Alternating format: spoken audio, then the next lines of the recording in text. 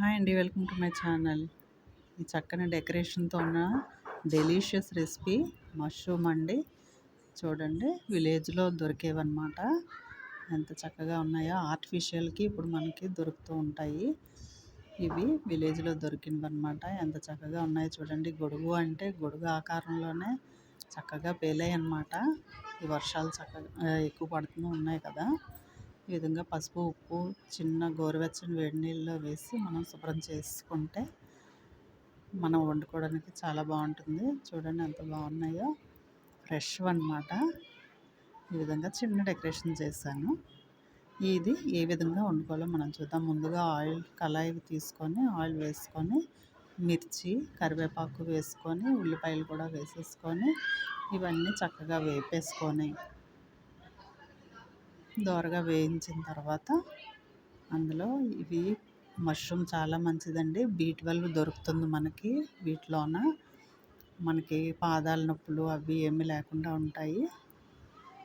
చూడండి ఇవి 2-3 సార్లు శుభ్రంగా కడిగేసుకొని ఇవి కూడా ఆ వేగిన ఉల్లిపాయ, పచ్చిమిరకాయలు వీటిని వేసేసుకొని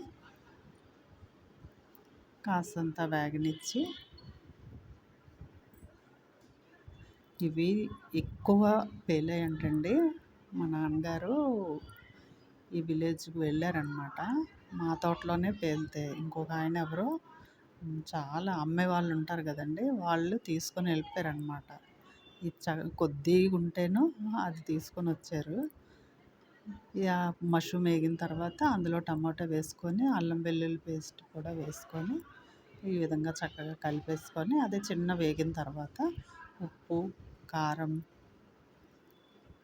తగినంత ఉప్పు, తగినంత కారము, మసాలా, అలాగే ధనియాల పొడి, జీలకర్ర పొడి వీటినన్నిటిని వేసుకొని కొద్దిగా నీళ్ళు పోసుకొని మనం చక్కగా ఉడికించేసుకొని